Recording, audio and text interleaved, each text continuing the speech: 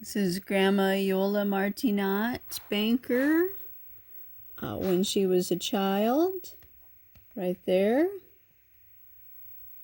And in this picture here, you're going to hear the audio of Iole in just a minute talking about her childhood, but in this picture, she's in the top row, the second from the right. So the one that is kind of cocking her head quite drastically up there,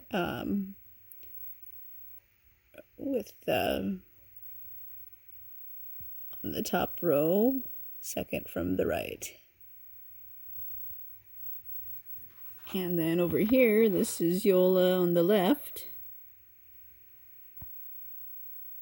as a raindrop. She's supposed to be a raindrop dressed up for school or something. And then in this picture, it says it's the Alhambra YMCA Camp Tatapoke on August 16th, 1937. So Iole was born in 1923, so she was 14 here.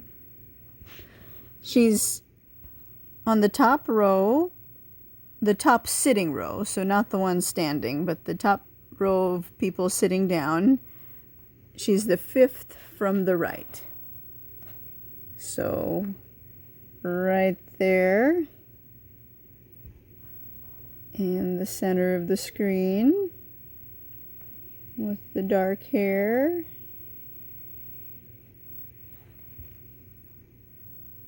And then over here is Iole's mom, Ida. And I guess she has really long hair there. She never had long hair that I remember. I don't know. I guess that is really long hair right there. And that nice looking dog. I wonder if this one was in New York at the place they worked, that ambassador house, maybe? Somebody in the embassy? I don't know, it looks like a nice house. It's not theirs, obviously. They were too poor. Yeah, I guess she did have long hair right there. She looks a little bit younger, maybe. Yeah. Okay, so here's Iole's voice, talking about her childhood. Being on so-and-so, and before you know it, they'd come over to visit. And so there was always people that were Italian people. So it was, even though I was only child, I never felt lonesome, because there was mostly all grown-ups, because none of my uncles or aunts had children except one, and he wasn't married, of course, yet. Did they speak They all talked a dialect, a takeoff of Italian called Pristinink. And Pristinink denotes a very small area of Italy, northern Italy, that is Protestant. Most Italian people are Catholic. Iole on the And left. if you were Catholic, you spoke a dialect, but that dialect was called Piemontese. And I'm sure if you spoke Pristinink, you could understand Piemontese. So most of the people your parents had over spoke Pristinink? Yes, that or Italian. Yeah. And they did speak Italian, because at one time where my parents lived, even the schools spoke Was that French? French. So did they speak French to their friends? Well, yes, most of them spoke French too. But then slowly, when Mussolini arrived in power, or maybe a little bit before, he said no more French. We all speak Italian in school. Mm-hmm. So what was the first words you said when you were a baby? probably no. No. No, I was just kidding. I mean, was it English or Prustinais? No, I didn't know how to speak English until I was about 5. Mm-hmm. So where did you learn Always. to speak English? Well, when I was about 5, we moved into, my parents bought a house in Monterey Park. They were very, very thrifty, and we did with a lot of things to save money. Did without. Huh? Did without a lot of things. Yeah, did without a lot of things. And but you know, I never felt poor because I was rich in love, and I didn't know we were poor. But you know, things like my mother had to wash on a washboard and so forth. But my parents, of course, had many friends, and there was always, like, you know, on a weekend, there was always friends over, and my father built a bocce court. Bocce is an Italian game. I know. I know what bocce is. Yeah. He built a bocce court, and I remember lots of people coming over to our house, mostly on the weekends because they all worked during the week, and playing bocce, and you know, that was always something fun to look forward to. Although it was very hard times because my parents went through the Depression, and of course, being, you know, young, I didn't know what that was, and it didn't affect me at all. That's somewhere in But there was Italy. always soup to eat or bread to eat, so I didn't, you know, I was never starving. So I do remember lots of friends and people, and my mom loved music. There's the bocce court at So Monterey Park House. she played the mandolin, and of course just all by ear. And but she loved the violin. So, you know, sometimes parents want their children to do what they were not able to do. So my mom, they scraped together, I think it was 25 cents a lesson. My mother got me I was not too big for my age, so when I was about 6, I remember my mom taking me to Miss Hurley was her name, and she taught piano and violin. Grandpa So I Bob took and you. violin lessons from her. And When did you start? so when I was about 6 or 7. So you already knew how to speak English when you... Oh, so yeah, that's right. I digressed. Because my parents bought a house in Monterey Park, and it so happened that on both sides of us, there were American people that lived, and so to be able to communicate. Now, my father spoke English due to his getting out working. He spoke English because there was more occasion to speak English, but my mom, being a housewife, there was nobody to speak to English. Dante spoke a little So, bit of course, of English. she spoke to me always in Piemontese. You mean Prustinais? I mean in Prustinais. So that's how I learned English little by little. Your next door neighbors And my little kids? Yeah. They were little. There was my next door neighbors were one on one side had one boy, and he was about 2 or 3 years older than myself. But we played together. His name was Boyce. I don't know where they got that name, but anyhow. And so I had to speak English to be able to talk to him. And when you're a little kid, you pick that up Grandpa real Bob, fast. Robert. banker. So I remember Iole playing Martinat. with him, and to this day I still have a little picture that my mom, she was picture happy, took of Boyce and me. On the other side of us, nobody, they didn't have any children. So I do that. That was a wonderful childhood I had. And then I remember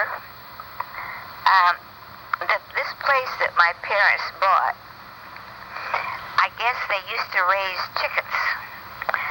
And there was an elaborate chicken coop. But I mean elaborate. It had stained glass windows around the hatching area. And so that became my playhouse. And You could go in with the chickens? but we didn't have any chickens. We did. I think we had some chickens once, but they didn't allow. My mom didn't allow any chickens in there when that got to be my playhouse.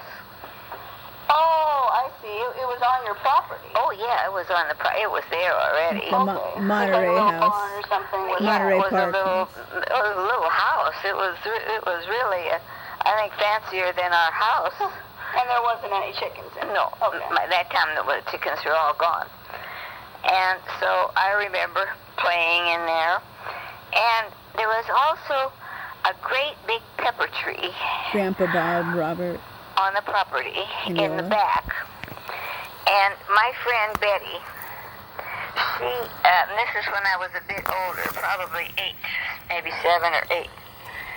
And her parents owned a gas station. And in this gas station, kind of like what they have now on gas stations, a mini mart. And she would sneak a package of cigarettes, because they sold cigarettes. And then we would climb this tree and go up and smoke. Of course, my parents didn't know that, thank God. And so that was kind of sneaky. Grandpa Bob, And the hat. but it was fun, you know. Anything you can do that your parents don't know about is kind of fun. I remember Iole that. with the Do you bow remember on the your left. first day of school? Lonnie. I do remember kindergarten. I don't remember actually, because I was just a block away from school. Lonnie, little girl. And but I can visualize the room. Of course, it Their would probably friends. look very small. The school is still there. The school, Emerson, In Monterey Park. I think it's Monterey Park or Wilmar. Emerson Elementary And, School. To me, it seemed like a big room because I was little, and I remember the hardwood floors, and I remember the mats that they had, because I don't know if we had tables or not. We probably did, but we took a little rest on the mats. Grandpa Robert. And I remember, Bob. and I don't know, but On my the mom, left. she didn't accompany me. She just let me walk. Yolanda So I Lonnie, had a- white dress. Huh? all by yourself? Uh-huh. But Betty, my friend, lived, she was in my grade, she lived on the way to school, so I would stop there. And Yola with the red dress. I remember she was sitting there making tuna sandwiches for her lunch. And of course I was drooling because we never had tuna sandwiches and mayonnaise. That was a little bit more expensive than what we could afford. Dante with the hat. And her mother, she had straight hair, and her mother put up her hair in curls like Shirley Temple. Only, so Jack. and her mother Jack on the would right. comb her hair in Shirley Temple curls, and she'd put it up every night. And what she used for curlers was, it was about a 6 to 8 inch wire covered with leather. And she would have her hair up would put it, that was in lieu of curlers. Yola on the left. Actually, it was a lot softer than the curlers that they finally came up with. Yolanda Lonnie on the right. So I would sit there watching Betty make tuna sandwiches, and I was drooling, and her mom would be taking off the curls and combing her hair into a Shirley Temple style. Of course, my hair was just straight as a string, so I was a little bit envious of that. And she wore glasses, and oh, I used to envy that. I thought, oh, if I could just wear glasses, I would be so happy. Dante on the right. Dream came true. And now I have to wear glasses, and I'm not very happy about that at all. And Jack. And so then we'd go to school, and I'd come home. Edith. And so the years went on like that. Yola. Were there any, like, you know, Yolanda and when I Lonnie. say like theme, I mean, you know, Coats, any Banker, persistent problem, or any persistent thing where you wanted, you Mom's always friend. wanted this, or like No. struggle, just kind of. No, I never was envious of anybody or anything, because that's just my personality. Maybe when I was in high school, I wished I had, that my parents weren't immigrants, because at that time, immigrants, especially Italian immigrants, were looked down upon. What is that? Well, before World War II. With Mussolini? And and now if you're come from another country, you're really high society, but at that time you were not. And my mother was an excellent seamstress, but she made all my clothes, and I thought, oh, if I could only have a store-bought dress. There's But then Yolanda I knew Lonnie. that I always had a clean dress, and she made my clothes, and not realizing that it was like having a professional seamstress at your disposal. Yolanda And, Lonnie with the boyfriend. I never wished for anything except maybe occasionally and that was maybe a little bit later in my life. What? And What? that I wish I had Yolanda Lonnie. store-bought clothes, not realizing that I had better clothes than the store-bought clothes. But I do remember playing my violin for the first time publicly in a church. Yolanda Lonnie on the right. And I played Tremoli. What's that? It's the name of the song.